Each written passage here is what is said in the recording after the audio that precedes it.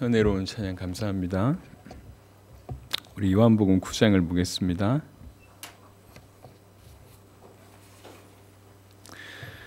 요한복음 9장 1절부터 12절까지 날 때부터 눈먼 사람을 고치신 표적이라고 하는 제목으로 말씀 나눕니다.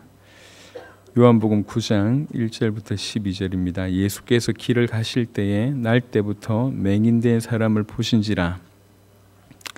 제자들이 물어 이르되 랍비여, 이 사람이 맹인으로 난 것이 누구의 죄로 인함이니까? 자기니까? 그의 부모니까?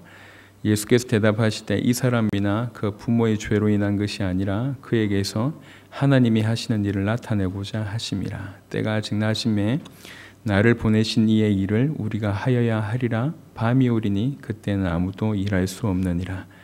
내가 세상에 있는 동안에는 세상의 빛이로라. 이 말씀을 하시고 땅에 침을 뱉어 진흙을 이겨 그의 눈에 바르시고 이르시되 실로암 못에 가서 씻으라 하시니, 실로암은 번역하면 보냄을 받았다는 뜻이라. 이에 가서 씻고 밝은 눈으로 왔더라.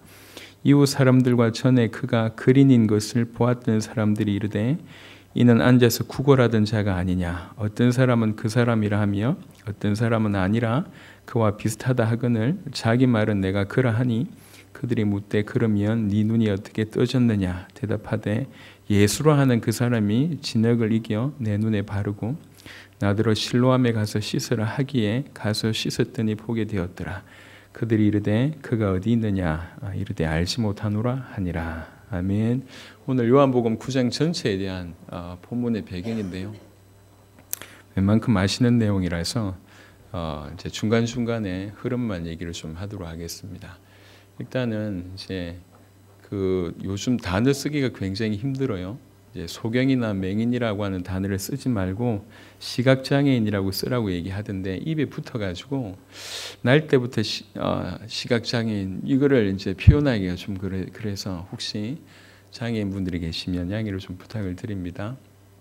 그래서 오늘 이 본문을 통해서 예수님께서 이 눈먼 자 소경을 고치셨다는 거죠.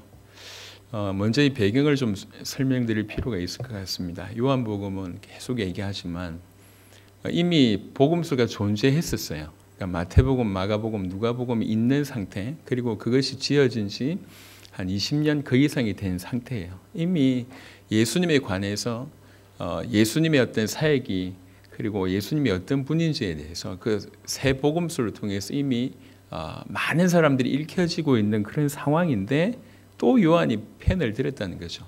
분명히 이유가 있습니다. 그 이유는 다른 것들보다 일단은 유대교를 통해서 계속 이단 소리를 듣게 됩니다. 그러니까 유대교가 본격적으로 이단으로 찍으면서 굉장한 어려움을 가하게 되는 거죠. 지금 이슬람에서 이제 이렇게 출교를 당했을 때 굉장한 어려움이 있는 것처럼 사실 그때 이미 그런 일이 벌어졌습니다. 그리고 이제 나름 신앙을 지키려고 하다 보니까 그 시대에도 지금부터 2000년 전이기 때문에 이렇게 법이나 아니면 평등이나 이런 것들이 많이 약해질 수밖에 없습니다. 그러니까 신앙을 지키기 위해서 삶을 산다고 할 때 그게 어려운 상황이라는 얘기예요. 신앙적으로 이렇게 똑바로 해야 되고 법을 지켜야 되고 착하게 살아야 되고 이런 것들 하다 보니까 엄난한 것들이라든지 아니면 돈을 쉽게 벌 수 있는 부분에 이제 동참을 못 하겠죠. 그러니까 그 말은 경제적으로나 사회적으로도 어려움이 있다는 얘기예요. 그리고 또 본격적으로 이제 로마의 박해가 일어납니다. 네로 황제 같은 이런 사람들이 일어나서 예수님을 믿는 자들을 본격적으로 핍박하는 일이 벌어져요. 그러니까 유대교를 통해서는 이단이라고 듣고, 그 다음에 정치의 어떤 로마를 통해서는 구체적으로 이제 핍박을 당하고, 어떤 사람들은 잡혀가고 죽어 나가기 시작하고, 그리고 나서 경제 활동이나 사회적인 것 자체가 굉장히 어려운 상황입니다. 근데 이것보다 더 어려운 건 뭐냐면 그 안에서 혼란이라는 거죠. 이제 이 성도들, 이렇게 예수를 믿고 있는 이 성도들이 배경이 워낙 다르고 기초가 튼튼하지 않다 보니까 유대 배경에 있는 사람들은 계속 율법을 지켜야 되냐 말아야 되냐 요 고민을 하고 있고, 그 다음에 과연 우리는 유일신 하나님을 믿고 있었는데 그럼 예수님이 신이라고 하는 것은 이거 어떻게 받아들여야 되는가? 오직 한 분 하나님이라고 믿고 있었는데 예수님도 하나님이래요. 이게 분명히 이제 성경이 얘기하고 사도들이 예수님이 하나님의 아들이라고 얘기하니까 그렇다고 하지만, 그래서 믿고 있지만 이게 정리가 안 돼 있는 그런 상황입니다. 또 다른 배경에 이방인들 배경 가운데는 하나님이라고 하는 배경 자체가 없기 때문에 많은 우상의 배경들을 가지고 있어요. 이런 사람들이 지금 교회에 모여 있는 거예요.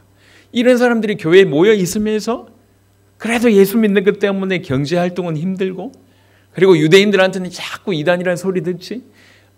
그 다음에 로마에서는 본격적으로 어떤 핍박이 오지. 그러니까 이제 외부적인 핍박도 핍박이지만 이 밥 먹기 살기도 힘든데 자꾸만 우리 안에서, 그 안에서, 교회 안에서도 미묘한 어떤 갈등들, 올바른 부분들이 회복되지 못해서 갈등들이 있는 상황에 요한이 그 상황을 보고 펜을 든 겁니다. 이게 요한복음의 저자의 의도입니다. 이들로 하여금 이 모든 상황을 넘어설 수 있는 길을 제시해야 되겠다. 그 길은 딴 길이 아니라 우리가 믿고 있는 예수가 누군지에 대한 그것 말고는 답이 없다는 거죠. 우리가 믿고 있는 예수가 그리스도라고 하는 이 사실 말고는 답이 없다. 예수님이 하나님의 아들이라고 하는 이 믿음 아니고는 이를 헤쳐나갈 수 없다. 그래서 이미 복음서가 존재함에도 불구하고 다시 한번 펜을 듭니다. 그래서 요한복음의 특징은 수많은 기적을 그냥 이렇게 열거하지 않았습니다. 정말로 예수님이 누구인지 가장 극명하게 드러내는 것만 뽑아가지고 설명을 주고 합니다. 그것이 대표적으로 7개입니다. 오늘이 그 마지막 7번째입니다. 원래는 지난주하고 이렇게 순서가 바뀌어야 되는데 지난주가 부활절이었기 때문에 7번째 기적을 먼저 지난번에 다뤘고 6번째 표적을 다룹니다. 그래서 이 표적은 그냥 단순하지가 않다는 거죠. 예수님에게 저런 능력이 있구나라고 하는 것에 그쳐지지 않습니다. 예수님께서 그렇게 능력을 보이신 이유는 엄청난 많은 것들을 함의하고 있습니다. 오늘 예수님께서 소경의 눈을 띄게 하셨어요. 맹인의 눈을 열어주셨다는 거죠. 이게 도대체 무슨 의미가 있냐 말이에요. 지금도 침 잘 놓는 사람들 중에도 그런 일을 하는 사람이 있잖아요. 근데 소경의 눈을 뜨게 한 게 도대체 무슨 의미가 있기에 이렇게 길게 사실 9장 전체를 할애했습니다. 9장 1절부터 40몇 절까지 긴 장을 오직 소경의 눈을 뜨게 하는데 허락했다고. 왜 이러냔 말이에요. 마태복음 11장을 한번 가보겠습니다. 여러분 말씀 통해서 좀 든든해지시길 바랍니다. 마태복음 11장에 보면 우리와 같은 상황에 있는 세례 요한이 물어봅니다. 세례 요한이 지금 자기가 죽게 됐거든요. 감옥에 앉아가지고 분명히 이렇게 세례를 줄 때, 예수님에게 세례를 줄 때는 세상 죄를 지고 가는 하나님의 어린 양이라고 확실히 고백하고 그 다음에 이제 성령이 내리는 걸 봤는데 지금 막상 자기가 죽게 되었고 그 다음에 여러 가지 많은 얘기들을 들어볼 때 이 세례 요한이 약간 좀 헷갈렸던 것 같아요. 그래서 감옥에 앉아가지고 물어봅니다. 오실 그 해가 당신이 맞습니까? 이렇게 예수님께 물어봐요. 근데 그 예수님이 이렇게 답을 합니다. 11장 3절부터 보면 예수께서 여짜오되 오실 그 해가 당신이 오니까 우리가 다른 일을 기다리오니까 예수께서 대답하여 이르시되 그냥 내가 그다 이렇게 얘기하면 되잖아요. 뭐라고 얘기하느냐? 너희가 가서 듣고 보는 것을 요한에게 알리되 맹인이 보며 못 걷는 사람이 걸으며 나병 환자가 깨끗함을 받으며 못 듣는 자가 들으며 죽은 자가 살아나며 가난한 자에게 복음이 전파된다 하라. 이렇게 얘기를 하는 겁니다. 이게 답변이에요. 이 말이 무슨 말입니까? 이런 사역 자체가 당신이 그리스도이심을 나타내는 사역이다라고 하는 그 답변이에요. 그래서 제일 먼저 나오는 게 뭐냐면 맹인이 보게 됐다. 조금 더 몇 구절을 훑어보도록 하겠습니다. 이사야 29장을 보겠습니다.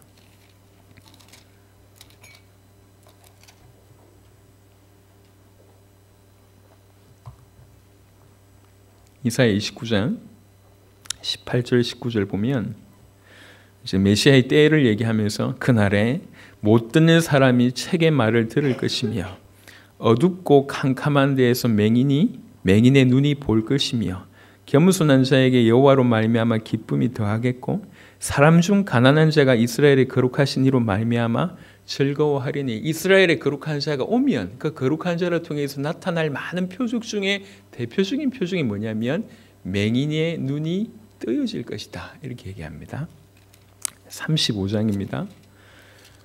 이사야 35장 4절부터 6절을 보면 5절부터 6절 보겠습니다. 그때에 맹인의 눈이 밝을 것이며 못 듣는 사람의 귀가 열릴 것이며 그때에 저는 자는 사슴같이 뛸 것이며 말 못하는 자의 혀는 노래하리니 이는 광야에서 물이 쏟겠고 사막에서 시내가 흐를 것임이라. 예수님께서 이 땅에 오셔서 왜 치유 사역을 하셨냐라고 얘기할 때 답할 수 있는 부분입니다. 그냥 사람들이 아프기 때문에 고쳐주신 것이 아니에요. 그리고 본인에게 그런 능력이 있다라고 과시한 것이 아닙니다. 이게 약속이에요. 메시아가 오셨을 때 그 메시아를 통해서 이런 일이 벌어질 것이다라고 하는 약속이죠. 그 중에 대표적인 게 뭐냐면 맹인의 눈을 뜨겠다는 거죠. 42장 보겠습니다. 42장 이사야 42장 7절에 보면 7절에 네가 눈먼 자들의 눈을 밝히며 여기에서 너라고 한 것은 메시아를 뜻합니다. 눈먼 자들의 눈을 밝히며 갇힌 자를 감옥에서 이끌어내며 흑암에 앉은 자를 감방에서 나오게 하리라 이렇게 얘기를 합니다. 요 얘기를 예수님께서 세례 요한에게 답을 주시는 겁니다. 그래서 예수님께서 오셔서 맹인의 눈을 고쳤다 이 말은 그가 그런 능력이 있다라고 하는 것에 그쳐지지 않고 그가 누구냐라고 하는 것을 답한다는 얘기예요. 시편 보겠습니다. 시편 146편 시편 146편입니다. 146편 8절에 보면 시편 146편 8절에 여호와께서 맹인들의 눈을 여시며 여호와께서 비굴한 자들을 일으키시며 여호와께서 의인들을 사랑하시며 이렇게 얘기하고 있습니다. 그 맹인의 눈을 고치시는 분이 여호와다 이 말이에요. 그래서 소경을 고친다라고 하는 말은 무슨 말이냐면 예수님이 메시아고 그 메시아는 여호와 하나님의 아들이다. 하나님이다. 하나님의 아들이다. 라고 하는 뜻이에요. 그러니까 맹인의 눈을 고친 이 사건 하나 자체가 그가 그런 능력이 있다 이 정도가 아니라 그가 우리가 그토록 기다렸던 메시아고 그 메시아는 니네가 알고 있는 것처럼 단순히 하나님이 보내신 자 사람이다 사람 정도가 아니다. 그는 하나님이셔야 된다. 그는 하나님이시다. 그러니까 맹인의 눈을 고치시면서 많이 설명하지 않지만 그 맹인의 눈을 고치시면서 예수님께서 스스로 뭘 드러내셨냐면 내가 그토록 너희가 기다렸던 그 메시아고 내가 하나님의 아들이다. 내가 하나님이다. 내가 하나님이다 라고 하는 것을 밝히는 장면이 사실 맹인의 눈을 이렇게 뜨게 하신 맹인의 눈을 고치신 맹인에게 광명을 주신 그런 하나님이시다라고 하는 것을 정면한 사건이라는 것이죠. 그래서 그 맹인에게 하나님께서 찾아오셔서 맹인의 눈을 뜨게 하시면서 이 사람을 내가 고쳤다. 이것도 중요하지만 이거 봐라 내가 누구겠냐. 맹인의 눈을 고쳤다라고 한 여기에서 그쳐진다고 하면 우리하고는 상관이 없어요. 불신자 말로 얘기하면 참 그놈 재수 좋았다.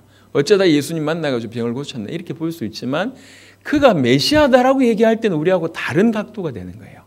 그가 그를 살렸던 것처럼 우리도 살릴 수 있는 분이구나 이렇게 된다는 얘기죠. 그래서 예수님께서 맹인의 눈을 고치시면서 사실은 일부러 맹인의 눈을 고치셨다고 볼 수가 있습니다. 맹인의 눈을 고치시면서 당신이 메시아이며 유대인들이 알고 있는 메시아 정도 수준이 아니라 그가 하나님이시구나 라고 하는 것을 극명하게 드러내고 있는 것이 오늘의 표적의 이렇게 뜻입니다.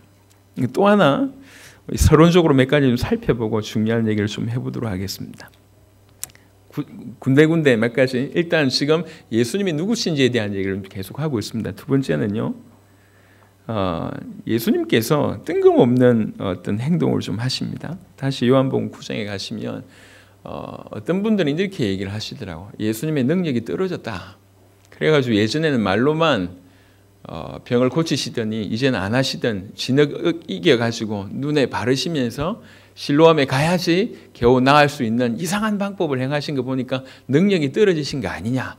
아니면 왜 그때는 뭐 그냥 말씀으로만 하든지 하셨는데 이렇게 행동하셨냐 의아해할 수 있습니다. 하지만 여기에 담겨있는 메시지가 굉장히 큽니다. 9장에 보시면 6절에 보니까 이 말씀을 하시고 땅에 침을 뱉어 진흙을 이겨 그의 눈이 바르시고 이르시되 실로암 못에 가서 씻으라 하시니 실로암은 번역하면 보냄을 받았다는 뜻이라. 이에 가서 씻고 밝은 눈으로 왔더라. 이렇게 해석들이 굉장히 다양합니다.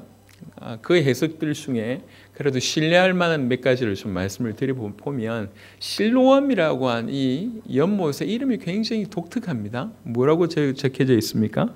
실로암은 번역하면 보냄을 받았다는 뜻이다. 이렇게 적혀져 있습니다. 그 실로암의 어떤 그 우물의 뜻 자체가 그래요. 보냄을 받았다 이 얘기예요. 그래서 사실은 실로암의 존재는 바로 이때를 위해서 존재했다고 해도 과언이 아닙니다. 또 보내시면서 그 보냄을 받은 그곳에서 실로암에서 나왔잖아요. 근데 이 보냄을 받은 자가 궁극적으로 의미하는 바가 누굽니까? 보냄을 받은 자는 이 맹인도 예수님께 보냄을 받았지만 궁극적으로 보냄을 받으신 자는 예수님이십니다. 아버지께로부터 영혼을 건져내시기 위해서 이 땅에 보냄을 받은 자가 예수님 당신 자신입니다. 그래서 실로암 자체는 이 사건을 예표하기도 하지만 그리스도 그 자체를 예표하는 거예요. 그래서 이 눈먼 자가 그리스도에게로 와서 나았다라고 하는 것을 그냥 몇 가지 틀을 통해서 보여주는 겁니다. 이 얘기예요. 그래서 그냥 안 하시는 행동이 아니라 이유가 있으셔서 실로암의 존재 이유가 사실은 이것 때문이었고, 그리고 실로암을 보내시면서 보내심을 받은 자, 그 실로암에서 이렇게 나왔던 것처럼 보내심을 받은 자, 이 실로암의 뜻하는 주체 되시는 그리스도로 말미암아 너희가 낫게 된다라고 하는 예수님 당신이 누구시며 어떻게 나을 수 있는지에 대한 얘기들을 하고 있습니다. 어떤 분들은 계속 이제 맹인의 관점에서 순종했기 때문에 나았다 이렇게 얘기합니다. 물론 순종했기 때문에 나았습니다. 그러면 그 주체가 맹인이 되는 거예요. 맹인이 잘했기 때문에 나았다 이렇게 되는 겁니다. 아닙니다. 예수님께서는 지금 우리에게 뭔가 메시지를 하고 계십니다. 그 메시지는 뭐냐면 시종일관 니네 목숨을 걸 수 있는, 니네 인생 전체를 걸 수 있는 그런 메시아가 나다. 니네 인생 전체, 니네 목숨 전체, 니네 가지고 있는 모든 소유를 아낌없이 드려도 아깝지 않을 바로 그런 존재가 나다라고 하는 것을 소경을 고치시면서 그 다음에 실로암을 통해서 말씀하고 계십니다. 또 하나의 어떤 해석 중에 하나는 뭐냐면 진흙을 이겼는데 그냥 이렇게 붙이면 될 거 아니에요. 침을 뱉었다 이렇게 얘기를 합니다. 이거는 뭐 이제 신뢰할 만한 어떤 학설은 아닌데 한번 참고할 만한 구절은 됩니다. 흙이라고 하는 것 자체는 죽음을 의미하잖아요. 그렇죠? 이제 너는 흙이니 흙으로 돌아갈지니라 라고 얘기할 때 죽음, 사망, 어두움 그 모든 것을 얘기하고 있습니다. 그리고 그 어둠과 침이라고 얘기할 때는 예수님 당신 자신이라고 얘기할 수가 있습니다. 그래서 엄밀하게 조금 확대 해석해 보면 이 흙과 자기 자신이 버무려지는 이런 일들이잖아요. 조금 확대 해석을 해보면 그렇다고 볼 때 이것은 당신이 그렇게 죽으심으로 우리를 건져내실 십자가를 이렇게 기묘하게 예표한다고 볼 수도 있습니다. 그래서 이거는 뭐 짜집긴 한 어떤 그런 해석일 수 있을지 모르겠지만 의미는 있는 것이다 이렇게 생각합니다. 하여튼 근데 사실 그것보다 더 큰 건 뭐냐면 예수님께서 이 일을 하신 날이 안식일입니다. 안식일. 그러니까 굳이 맹인의 눈을 고칠 수도 있지만 말로서도 고칠 수 있지만 의료 행위가 되는 거예요. 이게 그게 불법이 되는 겁니다. 이해되시나요? 그러니까 침밭 해가지고 이렇게 진흙을 일겨가지고 이렇게 눈에 붙여준 이것 자체가 의료 행위가 되는 거예요. 기가 막히죠. 그래서 안식일을 범할 사건이 벌어지는 겁니다. 일부러 그렇게 하셨어요. 그건 조금 이따 말씀을 드리겠습니다. 일부러 그렇게 하시면서 여전히 율법에 사로잡혀 있는 자에게 당신이 누구신지를 전달하는 메시지로 사용하기 위해서 그렇게 진행을 하신 것 같습니다. 일단 지금 우리는 두 가지를 살펴봤습니다. 소경의 눈을 고치신 이 사건 자체가 당신이 메시아이며 하나님이심을 보여주는 사건이고 실로암에 보낸 그 사건조차도 예수님이 하나님이심을, 그리스도이심을, 우리 인생, 우리 목숨을 드릴 수 있는, 우리 인생 전체를 드리고도 남음이 있는 그런 분이시다라고 하는 것에 대한 답이었습니다. 그리고 또 하나는 9장 5절에 보니까 내가 세상에 있는 동안에는 세상의 빛이다고 얘기를 합니다. 그러면서 당신이 세상에 비치면서 또 빛을 주는 분이심을 얘기하고 있습니다. 그래서 소경을 세상의 빛이다라고 얘기해놓고 세상의 빛이라고 하는 것을 드러낸 사건이 뭐냐면 소경을 낫게 한 거예요. 소경은 보지 못한 사람입니다. 한 번도 본다라고 하는 의미를 모르는 사람이에요. 날 때부터 소경이었습니다. 볼 수가 없는 상황이에요. 본다고 하는 것이 무슨 말인지 전혀 모르는 일평생 어두움 가운데 살았던 사람입니다. 그런 자에게 하나님께서 빛을 주신 것이죠. 사실은 그래서 어둠 위에 어떤 소경 자체가 어둠을 얘기한다고 얘기할 때 그것의 어떤 신학적인 의미는 또 죄와 죽음일 수 있습니다. 그 죄와 죽음에 빠져 있는 자에게 구원과 생명을 주시는 그런 의미라고 볼 수가 있습니다. 이사야 49장을 한번 잠시 보겠습니다. 없는 시간 중에 성경을 찾습니다. 이사야 49장 6절을 다시 보겠습니다. 이사야 49장 6절에 그가 이르시되 네가 나의 종이 되어 야곱의 지파들을 일으키며 이스라엘 중에 보존된 자를 돌아오게 할 것은 매우 쉬운 일이라. 내가 또 너를 이방의 빛으로 삼아 나의 구원을 베풀어서 땅끝까지 이르게 하리라. 이 이방의 빛이라고 하는 것들을 이미 유대인들이 알고 있어요. 그래서 내가 세상의 빛이다라고 얘기할 때 그 듣고 있는 유대인들은 이 말이 무슨 말인지 안다는 거죠. 왜 그러냐면 이사야를 사실은 구약 성경을 달달달 외우고 있어요. 그러니까 이방의 빛으로 그 다음에 구원을 베풀 자로 오시는 분이 메시아라고 하는 생각들을 이미 유대인들은 알고 있어요. 그들을 향해서 얘기하는 겁니다. 이사야 49장 6절을 그냥 똑같이 이렇게 언급하진 않았지만 그 모든 배경을 알고 있는 그들을 향해서 내가 세상의 빛이다. 이 말은 무슨 말이냐? 그 세상의 빛이라고 하는 그 자체가 당신이 메시아임을, 하나님의 아들이심을, 하나님이심을 드러내는 장면이라는 거죠. 그래서 세상의 빛이신 그가 우리에게 오셔서 우리의 어둠을 해결하셨고 더 나아가서 우리의 죄와 죽음을 해결하신 구원과 생명을 주시는 광명의 빛이다라고 얘기를 할 수가 있습니다. 이상하죠? 예수님께서는 이렇게 얘기하셨고 그 다음에 요한은 이 정도를 밝히면 알아듣겠지 이러면서 요한복음을 쓴 거예요. 예수님이 어떤 분인지 이 정도 보여주면 알아듣겠지 이런데 못 알아듣는 거예요. 요한복음 1장을 한번 보겠습니다.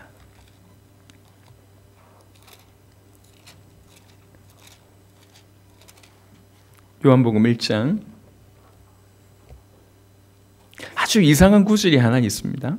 요한복음 1장 5절에 빛이 어둠에 비치되 어둠이 깨닫지 못하더라라고 하는 구절이 있습니다. 사실 이건 있을 수 없는 일이잖아요. 왜 있을 수 없는 일이라면 빛과 어둠은 상반됩니다. 어둠이 있는데 빛이 왔어요. 그런데 어둠이 빛을 못 깨달을 리는 없습니다. 이거는 불가능한 일이에요. 그렇잖아요. 어두움 가운데 있다가 빛이 오면 당연히 빛에 정복당할 수밖에 없기 때문에 어두움으로서는 굉장히 어떤 어두움 입장에서 너무나 무시무시한 일입니다. 근데 깨닫지 못한다고 얘기합니다. 얼마나 어두웠길래. 근데 그런 일이 지금 벌어지고 있습니다. 세상의 빛이라고 얘기하면서 왔어요. 두 부류의 사람이 등장합니다. 이 세상의 빛, 이 빛 대신 그리스도로 말미암아 원래 소경되었던 육신에 소경되었던 날 때부터 소경되었던 자들은 그 빛 대신 주님으로 인해서 정말로 극명하게 바뀌는 일이 벌어집니다. 그냥 눈을 떴다 이 정도가 아니라 인생 전체가 바뀌는 일이 벌어집니다. 엄청난 변화가 일어납니다. 성경을 보면 요한복음 9장에 눈을 떴어요. 눈을 떴는데 눈을 뜨고 나서 예수님을 향해서 이 사람 인생이 어떻게 변화되는지를 한번 보겠습니다. 예수님께서 눈을 뜨게 하셨어요. 그래서 사람들이 아니 저 사람이 그 그림 같기도 하고 아닌 것 같기도 하고 라고 얘기할 때 내가 그거 맞다. 내가 이 거지로서 구걸하던 그 사람이 맞다. 어떻게 눈을 떴냐라고 얘기할 때 9장에 11절을 보니까 대답하되 예수로 하는 그 사람이 진흙을 이겨 내 눈에 바르고 나더러 실로암에 가서 씻으라 하기에 가서 씻었더니 보게 되었노라 이렇게 얘기합니다. 그냥 아무 신앙의 대상도 아니에요. 그냥 예수라고 하는 그 사람 이렇게 얘기합니다. 예수라고 하는 그냥 전부예요. 예수라고 하는 사람, 그 사람이 나를 낫게 했다. 그 사람의 말대로 내가 가서 했는데 이렇게 나았다 이렇게 얘기하는데 그게 그 사람의 기본적인 생각이었어요. 그러다가 이 사실을 알게 된 바리새인들에게 치조를 당하게 됩니다. 유대교의 가장 영향력 있는 사람들에게 치조를 받게 됩니다. 물어봅니다. 그 유대인들이 신랄하게 비판합니다. 누가 낫게 했냐? 그래서 똑같이 얘기해요. 그러니까 유대인들이 뭐라고 얘기하냐면 그럴 리가 없다. 안식일에 이렇게 의료 행위를 해서 낫게 했다는 것은 안식일을 범했다는 얘기인데 안식일을 범했는데 과연 이렇게 너를 낫게 할 수 있냐? 이렇게 물어봐요. 그때 이제 너는 그 사람을 어떤 사람이라고 믿느냐 이렇게 물어봤을 때 17절 한번 보겠습니다. 17절 이에 맹인되었던 자에게 다시 묻되 그 사람이 네 눈을 뜨게 하였으니 너는 그를 어떠한 사람이라 하느냐 라고 얘기하니까 이 사람이 하는 말이 대답하되 선지자니이다 이렇게 얘기해요. 분명 아까와는 약간 좀 다른 얘기입니다. 그래서 유대인들이 있을 수 없다는 생각을 하는 거예요. 이게 있을 수 없다. 어떻게 선지자가 안식일을 어길 수 있냐? 안식일을 어긴 사람은 죄인인데 죄인에게 어떻게 능력이 나타날 수 있냐? 이건 다 거짓말인 것 같다. 이래가지고 이 바리새인들이 이 거지의 부모를 찾아갑니다. 부모를 찾아가서 묻습니다. 뭘 묻냐면 어떻게 낳았냐? 이 네 아들 맞냐? 어떻게 낳았냐? 물어보니까 이 부모가 이렇게 얘기해요. 얘가 내 아들이 맞고 그 다음에 얘가 태어날 때부터 소경이었던 건 맞다. 하지만 어떻게 낳았는지 난 모른다. 쟤한테 물어봐라. 왜 이렇게 얘기하냐면 요한복음 9장 22절에 보니까 22절에 그 부모가 이렇게 말한 것은 이미 유대인들이 누구든지 예수를 그리스도로 시인하는 자는 출교하기로 결의하였으므로 그들을 무서워함이라. 이미 출교하기로 결정을 했어요. 만약에 예수가 그리스도라고 그 부모가 얘기하면 출교를 당합니다. 출교를 당하면 그 기본적인 생활을 할 수가 없어요. 그래서 그게 무서워서 책임 자체를 아예 자기는 책임지지 않겠다는 마음으로 아들한테 다시 미룹니다. 이게 답이 없잖아요. 바리새인들이. 그래서 다시 불러요. 솔직하게 얘기해라. 너는 하나님께 영광을 돌려야 된다. 솔직하게 얘기해라. 이렇게 얘기하면서 다시 묻습니다. 우리는 그가 죄인이라고 생각한다. 이렇게 물어요. 솔직하게 얘기해라. 과연 그가 낫게 했냐? 이렇게 우리는 그가 죄인이라고 생각한다. 안식일을 범했는데 어떻게 너를 낫게 할 수 있냐? 이렇게 얘기했을 때 이 소경되었던 자의 말이 기가 막힙니다. 이렇게 얘기합니다. 25절에 그건 내가 잘 모르겠고요. 바리새인들 당신들이 말하는 잘 모르겠는데 내가 아는 한 가지가 있다. 뭐냐? 내가 맹인이었다가 지금 나았고 그 다음에 그가 나를 낫게 했다. 이렇게 얘기합니다. 25절에 대답하되 그가 죄인인지 내가 알지 못하나 한 가지 아는 것은 내가 맹인으로 있다가 지금 보는 그것이니다. 이렇게 하면서 쭉 얘기합니다. 그러면서 33절에 31절부터 보면 30절에 그 사람이 대답하여 이르되 이상하다. 이 사람이 내 눈을 뜨게 하였으되 당신들은 그가 어디서 왔는지 알지 못하는도다. 하나님이 죄인의 말을 듣지 아니하시고 경건하여 그의 뜻대로 행하는 자의 말을 들으시는 줄 우리가 아나이다.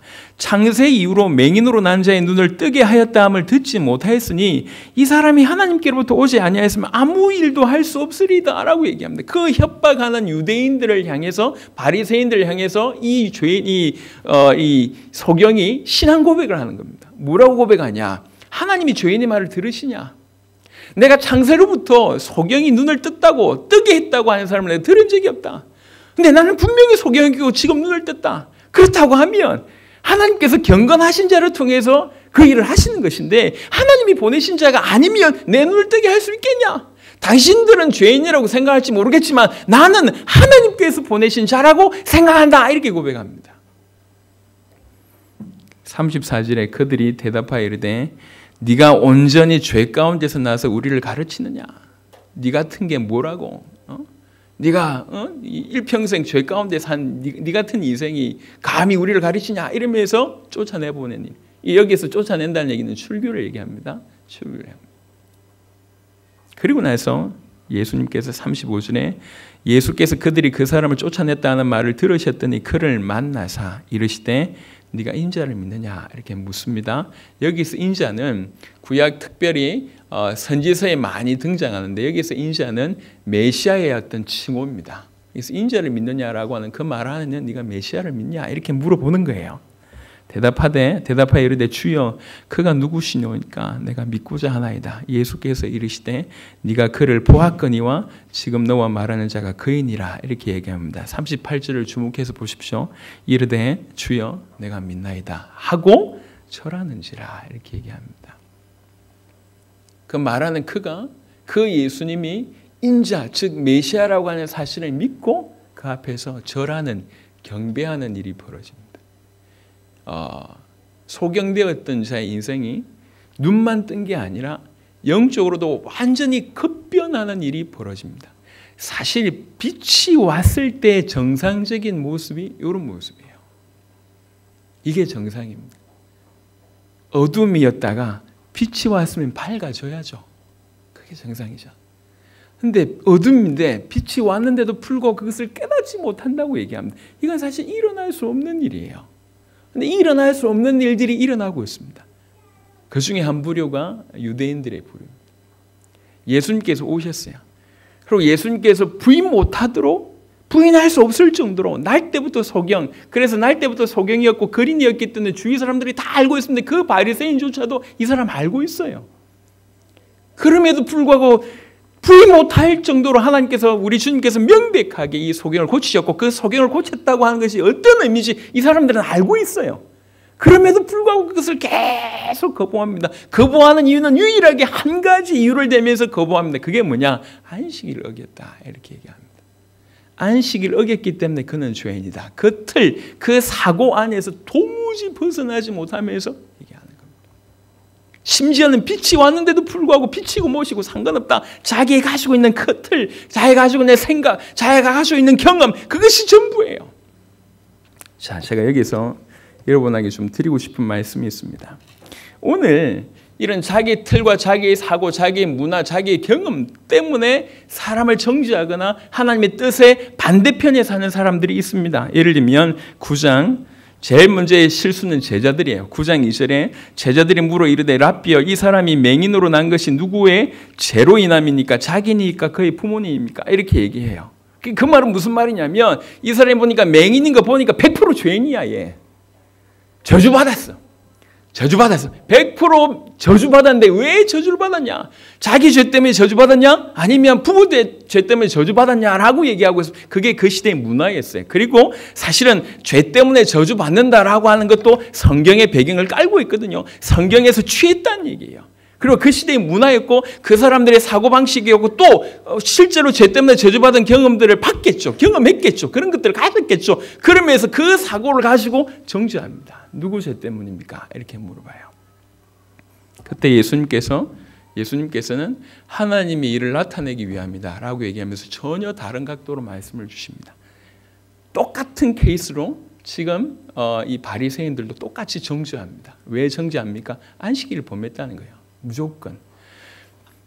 날 때부터 소경되었던 자가 나으면 얼마나 감사한 일이에요.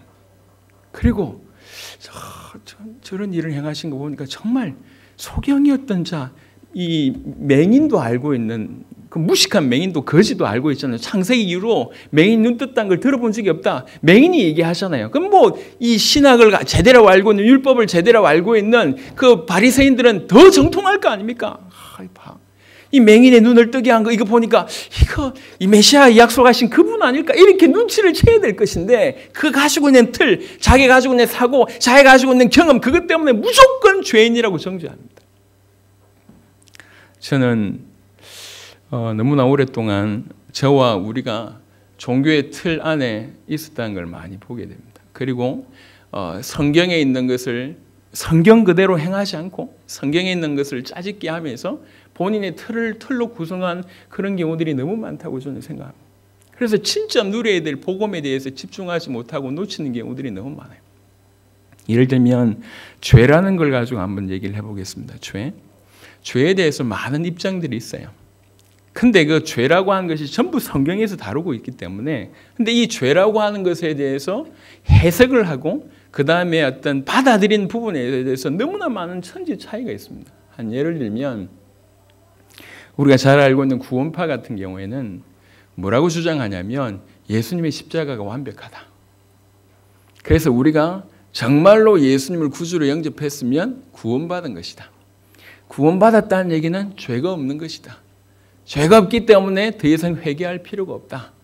죄가 없기 때문에 더 이상 형벌을 두려워할 필요가 없다라고 주장하는 것이 구원파입니다. 들어보면 너무 맞는 말이에요. 너무 맞는 말이에요.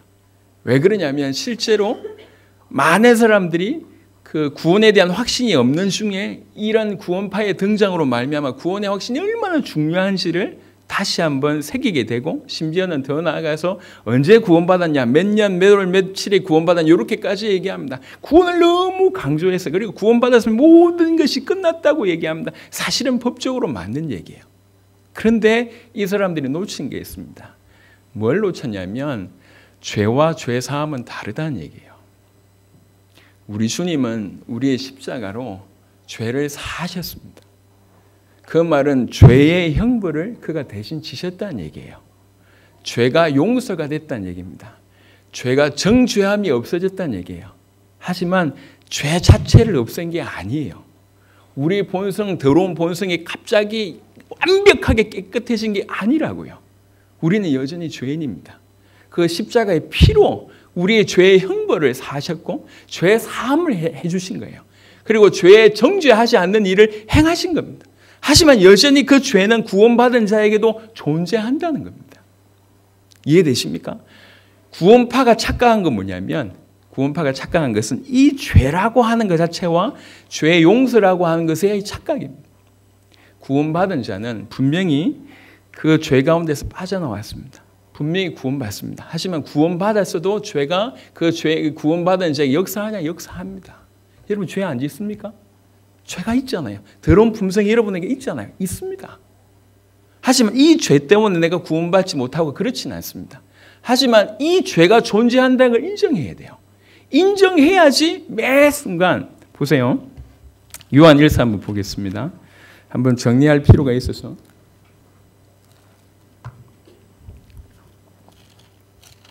요한 1서 1장 8절부터 보겠습니다.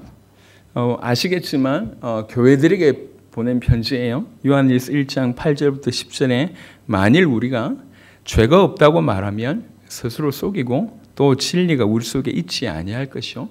만일 우리가 우리 죄를 자백하면 그는 미쁘시고 의로우사 우리 죄를 사하시며 우리를 모든 불의에서 깨끗하게 하실 것이요. 만일 우리가 범죄하지 아니하였다 하면 하나님을 거짓말하는 이로 만드는 것이니 또한 그의 말씀이 우리 속에 있지 아니하니라 이렇게 얘기합니다. 실제로 우리는 과거에도 죄인이었고 지금도 죄인입니다.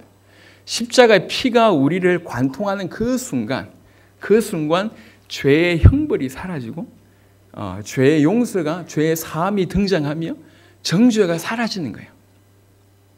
결국 우리의 죄 때문에 그가 죽으셨고 그의 죽으심으로 말미암아 우리가 받아야 될 형벌을 그가 대신 받으셨다는 거예요. 어려운 얘기가 아닙니다. 대신 받으셨습니다. 그래서 정말 참다운 은혜를 우리가 구원을 받았습니다. 근데 구원받은 사람이 이제 내 모든 죄가 해결됐기 때문에 라고 얘기하면서 쉽게 죄를 범한다. 더 이상 이건 죄가 아니야 라고 쉽게 죄를 범한다. 이건 있을 수 없다는 얘기예요. 그렇게 살 수가 없다는 얘기입니다. 그게 구원파가 놓친 거예요. 그렇게 살 수가 없습니다. 우리는 여전히 죄를 가지고 있습니다. 물론 그 죄는 사함이 되었습니다. 물론 그 죄의 형벌은 따르지 않습니다. 하지만 이런 때 구원받은 자가 죄를 범하면 어떻게 되는지를 성경에서는 자주 얘기하고 있습니다. 하나님께서는 그 자들을 징계하십니다. 무슨 말이냐면 일단은 우리가 죄를 지었다라고 구원받은 상황 가운데 어떤 교만이나 불신앙이나 아니면 말로서 행동으로서 죄를 범할 때 하나님께서 일단 우리에게 신호를 주십니다. 율법과 양심에 네가 죄를 지었음을 고소를 하신다고. 우리 마음이 아파요. 그리고 나서 내가 하나님께 죄를 지었다라고 하는 사실이 나에게 고통이 됩니다. 구원받은 사람이라고 하면 이런 일이 벌어집니다. 정말로 생명을 가졌다고 하면 구원받아서 생명을 가졌는데 계속 범죄를 하게 되어졌을 때 하나님은 우리에게 사인을 보내십니다. 양심이 호소하시고 하나님께 죄를 지었다는 그 생각이 있기 때문에 내 마음이 불편하고 아파요. 이게 당연한 일이 이런 게 없다면 그 사람은 구원받는 사람이 아니에요. 당연합니다. 그러면서 하나님께서 은혜를 거두어 가십니다. 점점 메마늘 나지게 만드십니다. 은혜를 계속 거두어 가시면서 어떤 의미에서는 일시적으로는 굉장히 비참한 상황 가운데 하나님께서 두십니다. 왜 두시냐? 책망하시는 거예요. 히브리 12장을 보겠습니다.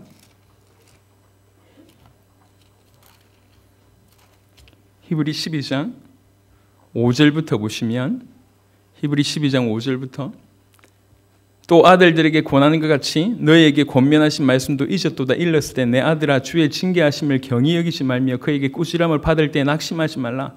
주께서 그 사랑하신 자를 징계하시고 그가 받아들이신 아들마다 채찍질 하심이라 하였으니 너희가 참으면 징계를 받기 위함이라. 하나님이 아들과 같이 너희를 대우하시나니 어찌 아버지가 징계하지 않는 아들이 있으리요. 왜 징계를 하십니까? 아들의 성장을 위해서 징계하신다는 거죠. 우리가 구원받고 나서도 여전히 불신자하고 똑같이 죄를 범하였음에도 불구하고 이게 괜찮다. 전혀 성장이 없습니다. 불 속에서 구원받은 것 같아요. 하나님께서는 우리를 아들과 같이 사실은 아들이십니다. 우리를 세우신단 말이에요. 그래서 우리가 우리 죄 때문에 당신의 독생자를 죽게 하셨던 그분이 지금도 우리 죄를 보실 때 슬퍼하지 않겠냔 말이에요. 그래서 우리가 죄를 범할 때 하나님께서는 우리 마음에 양심에 호소하십니다. 그리고 하나님 앞에 내가 죄를 범했다고 하는 생각 때문에 내가 고통스러워지게 돼 있어요. 그게 정상이에요. 그리고 나서 하나님께서 올바로 살지 않기 때문에 계속 은혜를 거두어 가십니다. 속된 말로 돈이 많아가지고 돈 가지고 부모의 돈 가지고 함부로 막 이렇게 쓰고 제끼고 이럴 때 뭐 카드 뺏어가든지 하듯이 은혜를 거두어 가십니다. 그럼 일시적으로 비참한 상황에 계속 목마른 상황, 메마른 상황에 두십니다. 왜 그렇습니까? 돌아오라는 얘기예요. 하나님께 회개하고 하나님만 나에게 오직 하나님만 필요합니다. 하나님의 은혜가 나에게 절실히 필요합니다라고 그런 간절함으로 돌아올 것을 우리 주님께서 얘기하시는 거예요. 죄를 두고 볼 때 그랬습니다. 지금 제가 구원파에 얘기하면서 이제 이렇게 쭉 설명했는데 또 하나는요. 구원받았으니까 함부로 해도 된다라고 얘기 반대로 또 하나는 우리의 모든 죄를 낱낱이 적어서 일일이 회개해야 된다고 주장하는 사람이 있습니다. 그래야지 구원을 유지할 수 있다라고 주장하는 사람이 있어요. 어떤 단체들은 일일이 회개해야지 구원을 유지할 수 있고 그렇지 않으면 구원에서 드롭된다라고 얘기하고 있습니다. 물론 일일이 회개하기 때문에 민감할 수 있을 겁니다. 민감할 수 있겠지만 잘 보십시오. 결국은 어떻게 되냐면 죄 때문에 결국 눌리게 됩니다. 그 죄를 해결하신 그리스도보다는 내가 또 죄를 지었고 또 죄를 지었고 또 죄를 지었고 또 죄 이런 사람들에게는 몇 가지 놓친 게 있는데요. 하나는 뭐냐면 예수님의 십자가가 얼마나 완벽한지 일단 모른다는 거예요. 과거, 현재, 미래의 모든 죄를 끝냈다고 하는 것을 모른다는 거예요. 그래서 예수님의 십자가를 무능력하게 아니면 좀 부족하다고 여기는 배경이 깔려 있습니다. 또 두 번째는요. 결국은 뭡니까? 지가 회개해야지 구원받는다 이 얘기잖아요. 그 구원의 근거가 어디에 있습니까? 결국 자기 행위에 있다는 얘기예요. 자기가 계속 눈물을 흘리고 계속 적어가지고 계속 해야지 구원받는다고 주장하면 그 근거 자체가 자기에게 있다는 얘기예요. 그 심각한 오류를 낳게 되어 있습니다. 또 하나는 죄가 얼마나 큰지 모릅니다. 우리가 일일이 없는 것까지 막 생각해가지고 회개한다고 한들 우리가 가지고 있는 죄 중에 얼마나 해결할 수 있을 것 같습니까? 뭐 어렵지도 않습니다. 여러분 집안에 있는 모든 먼지를 한번 제거해 보세요. 눈에 보이는 먼지들은 웬만큼 제거할 수가 있을 겁니다. 요즘 한참 대두되고 있는 미세먼지는 어떻게 제거하실 겁니까? 얼마나 쌓여있다고 생각하십니까? 그렇게 일일이 찾아내면 다 해결할 수 있을 거라고 생각하십니까? 사단이 굉장히 좋은 의도를 가진 사람들에게 이렇게 심습니다. 결국은 뭘 자꾸 강조하냐면 죄든지 사단이든지 하나님께 어떤 불신앙이든지 계속 강조하게 하면서 뭐만 놓치냐? 그리스도를 놓치게 만들어요. 그리스도보다 더 크게 보이게 만든다는 거죠. 죄를 두고 볼 때도 그렇다는 겁니다. 여러분 이게 성경에서 말씀하시니 성경 그것이 기준이 돼야 돼요. 초대교회 성도들이 어떻게 믿었고 어떻게 살았는가가 기준이 돼야 됩니다. 많은 사람들이 성경의 근거를 가지고 자기 식대로 해석합니다. 자기 방법대로 해석합니다. 그리고 이것이 옳다고 얘기합니다. 그 옳다고 주장하는 바로 그들 때문에 안식일 어기면 무조건 죄인이야. 요것 때문에 결국 예수님을 십자가에 못 박았던 인물입니다. 빛이 왔음에도 불구하고 죄송합니다. 속된 말을 해보겠습니다. 빛이고 나발이고 중요하지 않아. 넌 안식일 어겼어. 넌 죄인이야. 이렇게 된 겁니다. 그래서 예수님께서 예수님을 십자가에 못 박히게 했던 장본인이 유대인들입니다. 제자들도 그 불쌍한 사람들 보고 뭐라고 판단하냐? 저 저주받았다. 누구 죄냐? 이렇게 따져요. 하나님께서 그게 아니다. 하나님이 하시는 큰일을 나타내기 위함입니다. 이게 성경입니다. 성경. 우리가 하나님 말씀에 기준해야 돼요. 기준. 이게 영적인 소견과 같은 의미이기 때문에 잘 몰라서 하는 거기 때문에 제가 이어서 설명을 좀 드려본 겁니다. 자, 정리를 좀 해보면 오늘 9장에 예수님께서 소경을 낫게 하시면서 주신 메시지가 뭐냐면 소경을 낫게 하신 분이 메시아가 아니냐. 이분이 세상의 빛이다. 너희가 어둠 가운데 있지 않냐. 지금 죽을 수밖에 없는 상황 가운데 있지 않냐. 살 수 있는 빛이 있다. 그 빛이 그리스도다. 그 빛으로 가면 실로암에서 이렇게 나았던 것처럼 너희도 영원한 해방과 영원한 생명과 영원한 광명을 얻게 될 것이다. 이렇게 세상의 빛 되시고 우리의 참빛 되시고 우리의 생명과 구원 되시는 그리스도를 드러내셨어요. 이 세상의 빛이 왔을 때 영적인 소경이었고 육적인 소경이었던 날 때부터 소경되었던 자는 이 빛을 받음으로 인생 전체가 극명하게 변화되는 일이 벌어집니다. 어둠이었던 자가 빛을 만났는데 변화되지 않는다는 것은 거짓말입니다. 두 부류의 사람이 있어요. 원래 소경되었던 자는 극명한 변화가 일어났습니다. 하지만 유대인들에게는 전혀 변화가 없었습니다. 빛이 왔어도. 요한복음 9장 마지막 부분을 한번 보겠습니다. 요한복음 9장 35절에 예수님께서 오신 이유를 이렇게 설명합니다. 예수께서 그들이 그 사람을 쫓아냈다 하는 말을 들으셨더니 그를 만나서 이르시되 네가 인자를 믿느냐? 대답하여 이르되 주여 그가 누구시노니까 내가 믿고자 하나이다. 예수께서 이르시되 네가 그를 보았거니와 지금 너와 말하는 자가 그이니라. 이르되 주여 내가 믿나이다 하고 절하는지라. 이렇게 빛을 만나는 자는 이게 당연합니다. 그를 알아보고 그에게 인생 전체를 들여서 경배하는 것이 마땅합니다.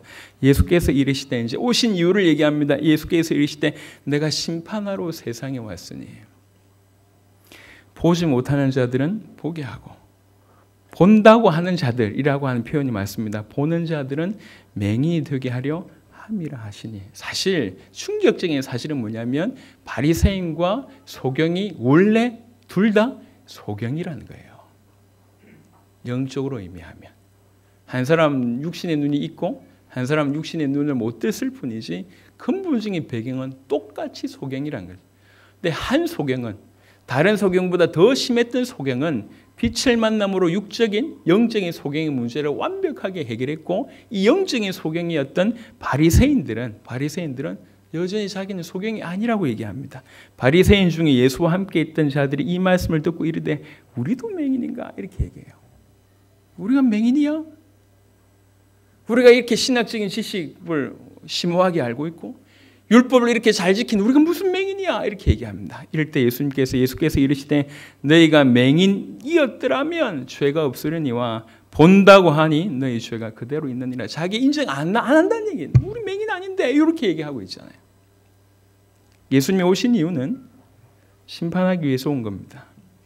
보지 못하는 자들을 보게 하고 또 본다고 하는 자들을 심판하기 위해서 이 땅에 오신 겁니다. 예수님을 정확하게 알고 정확하게 믿는 일은 이처럼 영원한 어떤 이 생명의 어떤 선택의 기로에 달려있는 그만큼 큰 문제입니다. 저는 우리가 놓치기 쉬운 거는 참 바리새인들 어리석다 이렇게 볼 수 있지만 사실은 우리에게 주신 말씀이에요. 우리도 통일한 영적인 소경이라 그 얘기죠. 베드로후서 한번 보겠습니다. 베드로후서 시간이 좀 가고 있지만 베드로후서 1장입니다. 베드로후서는 굉장히 깊은 메시지를 합니다. 그러면서 4절에 보니까 우리에게 어떤 축복을 주셨는지 얘기하면서 4절에 베드로후서 1장 4절에 신성한 성품에 참여하는 자가 되게 하려 하셨느니라 이렇게 얘기하면서 여러분 잘 알고 있는 여러분 들어봤던 구절이 시작됩니다. 그러므로 너희가 더욱 힘써 너희 믿음의 덕의 지식을, 지식의 절제를, 절제의 인내를, 인내의 경건을, 경건의 형제 우애를, 형제 우애의 사랑을 더하라. 다하라. 그래 놓고 이런 것이 너희에게 있어 흡족한즉 이 모든 것이 있으면 너희가 흡족한즉 너희로 우리 주 예수 그리스도를 알기에 게으르지 않고 열매 없는 자가 되지 않게 하려니와 이런 것들이 있으면 더욱더 그리스도 예수를 알 뿐만 아니라 열매 있는 자가 될 것이다. 그 얘기잖아요. 만약에 9절 이런 것이 없는 자는 맹인이라.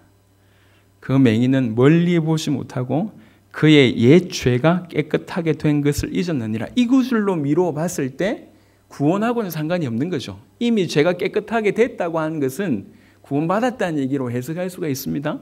그 구원받았음에도 불구하고 이걸 잊었다는 거예요. 잊었기 때문에 이 어마어마한 것이 없는 맹인으로 지금 살고 있다, 그 얘기입니다. 그 얘기입니다. 이걸 설명하려고 하는 데는 시간이 없습니다. 너무나 다른 사람 얘기할 시간도 저는 없는 것 같아요. 저를 돌아볼 때도 얼마나 내가 보지 못하고 있는가. 영적인 소경이에요. 말 그대로 영적으로 모른다는 얘기예요. 영적으로 몰라요. 그래서 너무나 우리 주님을 발견하지 못해서 너무나 자주 내 인생의 주인이 나인 것처럼 착각하고 사는 경우들이 너무 많습니다. 하지만 내 인생의 주인이 나가 아니거든요. 주님이시거든요. 나라고 착각하는 순간부터 우리는 마귀에게 사로잡히는 거예요. 또 한편으로는 영적인 소경이다 보니까 뭐가 중요한지 몰라요. 하나님의 나라, 영적인 이 축복이 얼마나 중요한지 몰라요. 그래서 지극히 땅의 일밖에 모른다는 거죠. 육신의 것밖에 모릅니다. 그리고 멀리 내다보지 못하기 때문에 훗날에 하나님 앞에 서야 된다 이 생각도 못하고 있어요. 우리가 언젠간 하나님 앞에 서야 되는데 그 생각을 못하고 있어요. 그리고 더 기가 막힌 것은 그 하나님께서 지금 매 시간 매분 매초 나를 주목하고 계시다고 하는 것을 의식하지 못한다는 거예요. 영적으로 소경이니까. 그러니까 함부로 사는 거예요. 심지어는 이리 살아도 괜찮다고 생각하니까 절박함도 없고 하나님과의 어떤 교제 이것이 얼마나 중요한지도 몰라요. 그러니까 말씀을 들을 생각도 못하고 또 들어도 듣기지 않고 하나님 앞에 엎드린 것은 없고 주님과 교제 없이 스스로 살겠다는 거예요. 스스로 살겠다는 얘기는 뭔 말입니까? 주님 필요 없다는 얘기거든. 그래서 삶이 자꾸 곤고하고 궁핍하고 만족 없는 것입니다. 왜 그랬습니까? 어두우니까. 영적으로 소경이니까. 이게 우리의 얘기예요. 나의 얘기예요. 얼마나 소경인가. 내가 소경인가 물어봐야 될 게 아니라 다른 질문을 던지면 나는 얼만큼 보고 있는가? 이 질문을 던지면 나는 얼만큼 보고 있는가? 얼만큼 보고 있는가 우리가? 하나님과 하나님의 나라에 대해서 얼만큼 보고 있는가? 못 보니까 변화가 없고 성숙이 없고 결국 그 자리에 머물러 있는 거예요. 이게 빛이 왔는데 깨닫지 못하더라. 묵상해 보세요. 이게 얼마나 큰 얘기인지. 빛이 왔는데 우리는 얼마나 깨닫고 있습니까? 세상의 빛 대신 모든 전 우주를 살려낼 수 있는 그 빛이 우리에게 왔는데 그 빛이 어떻게 나한테는 이렇게 작단 말인가? 내 인생 하나도 못 바꿀 정도로, 내 생각 하나도 못 바꿀 정도로 완전한 어둠이었던 소경이 이렇게 큰 변화가 일어났는데 그 변화가 일어나는 것이 정상이거든요. 세상의 빛 대신 그분을 만난다고 할 때 이게 정상이에요. 근데 왜 안 일어나고 있냐면 빈정거리듯이 내가 맹인이야 이렇게 물어야 될 것이 아니라 나는 얼마나 보고 있습니까? 물어야 돼요. 그래서 하나님께 은혜를 구해야 됩니다. 하나님, 나는 얼마나 주님을 보고 있습니까?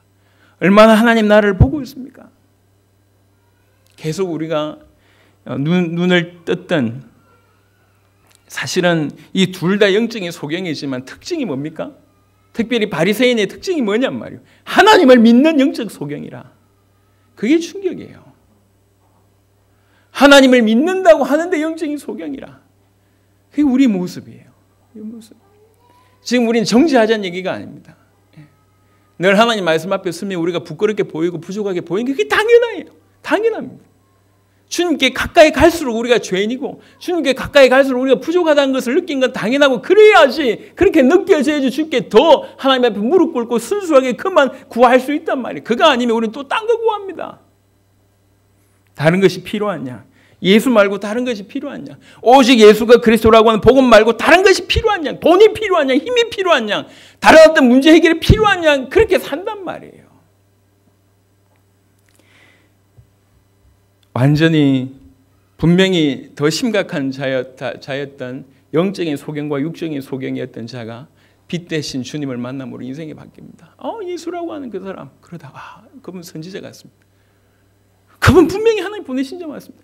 과연 당신이 인자시군요. 과연 당신이 예수님, 당신이 그리스도 맞군요. 내가 믿습니다. 엎드려서 납작 엎드려서 그분에게 절하는 모습, 경배하는 모습, 이게 신앙입니다. 그렇게 그분을 알아갈수록 인생이 바뀌는 거예요. 우리가 맹인입니까? 물어봅시다. 우리 스스로 물어야 돼요. 나는 얼만큼 보고 있는가? 얼만큼 보고 있는가? 우리가 하나님을 얼만큼 보고 있고 하나님 나를 얼만큼 보고 있는가? 얼만큼 보고 있는가? 그래서 그 얘기를 주시는 거예요. 오늘 우리에게 여전히 예수님은 메시아로 말씀하고 계십니다. 우리의 모든 어둠의 문제, 영적인 소경인 우리를 고칠 수 있는 유일한 분이 당신이심을 다시 한번 우리에게 말씀을 주고 계십니다. 깊은 깨달음이 있기를 바랍니다. 그래서 빛이 왔는데 어둠이 깨닫지 못하더라 라고 하는 일에 그 대열에 우리가 서면 절대로 안 됩니다. 계속 우리는 하나님의 은혜를 정말로 간구해야 될 것입니다. 하나님의 큰 은혜가 저와 여러분들 가운데 있게 되기를 그리스도 예수 이름으로 축원합니다. 기도하겠습니다. 하나님 감사합니다. 오늘 귀중한 주의 백성들과 함께 또 하나님의 말씀을 듣게 되어서 감사합니다. 주님, 소경을 고치신 그 주님, 소경된 우리도 능히 살리시고 고칠 수 있음을, 능히 우리를 살릴 수 있는 유일한 분이심을 말씀을 통해서 우리에게 주셨습니다. 주님, 우리에게 필요한 것은 돈이 아닙니다. 우리에게 필요한 것은 다른 무엇도 아닙니다. 우리에게 필요한 것은 오직 그리스도이신 예수 당신이십니다. 우리에게 필요한 것은 오직 하나님이십니다. 주님, 우리에게 은혜를 베풀어 주셔서 우리가 유일하게 필요한 것이 이것이라고 하는 사실을 깨닫는 지혜를 허락하여 주옵시며 모든 주의 백성들을 통해서 주님 영광을 받아 주시옵소서. 감사를 드리옵고 우리 주 예수 그리스도 이름으로 기도드렸습니다. 아멘. 자, 우리